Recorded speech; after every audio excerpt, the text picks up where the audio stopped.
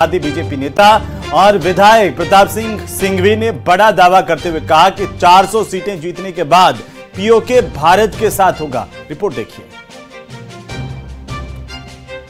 झुंझुनू की सीट बहुत ही अच्छे मार्जिन के साथ हम लोग जीत रहे हैं और हम लोग तीसरी बार मोदी जी को प्रधानमंत्री बनाएंगे और 400 पार के नारे को बुलंद करेंगे, इसमें कोई दो राय नहीं है। आने वाले समय में इस चुनाव में हम 400 सीटें तो पार करेंगे। भारतीय जनता पार्टी 370 सीटों से अधिक लेगी और वो दिन दूर नहीं जब पीओके भारत का हिस्सा होगा।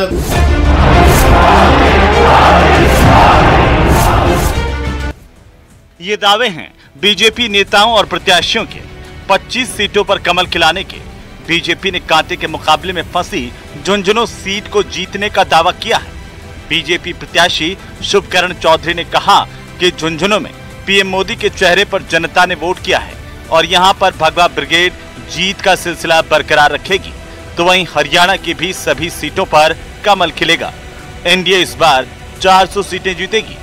झुंझुनू की सीट बहुत ही अच्छे मार्जिन के साथ हम लोग जीत रहे हैं और हम लोग तीसरी बार मोदी जी को प्रधानमंत्री बनाएंगे और 400 पार के नारे को बुलंद करेंगे, इसमें कोई दो राय नहीं है। मैं सबको बहुत बहुत धन्यवाद देना चाहता हूं और हरियाणा और जहां जहां भी चुनाव हो रहे हैं वहां के लोगों से निवेदन करना चाहता हूं कि 5वें, 6ठे, 7वें चरण में भी 200 करोड़ के साथ इसी प्रकार आप लोग मतदान करते रहें। मोदी जी तीसरी बार प्रधानमंत्री बन रहे हैं, सनातन संस्कृति मजबूत हो रही है, देश में फिर राम राज आने की स्थिति में है। बीजेपी के 7 बार के विधायक पूर्व मंत्री प्रताप सिंह सिंघवी ने भी बड़ा दावा किया है। सिंघवी ने कहा कि इस बार 400 सीटें जीतने के बाद एनडीए सरकार पीओके को भारत का हिस्सा बनाएगी और बरसों से अखंड भारत का इंतजार इस बार पूरा होगा। राम मंदिर का निर्माण होने के साथ धारा 370 का खात्मा हो चुका है। अब वो दिन दूर नहीं जब पाकिस्तान के कब्जे वाले कश्मीर का भारत में विलय होगा। पीएम मोदी इस बार ऐसा करके रहेंगे।